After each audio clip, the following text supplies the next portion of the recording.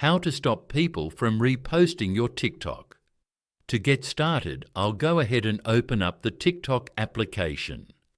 As you can see, we're now in the TikTok homepage. On this page, go to the bottom right corner and tap on Profile. Now go to the top right corner and tap on the 3 horizontal bars.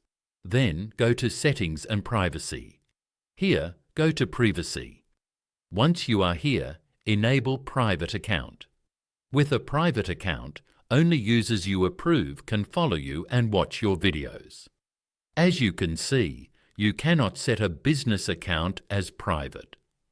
Now go back to the Settings and Privacy page. Here, scroll down to the Content and Display section and tap on Notifications. In the Interaction section, disable the Reposts option.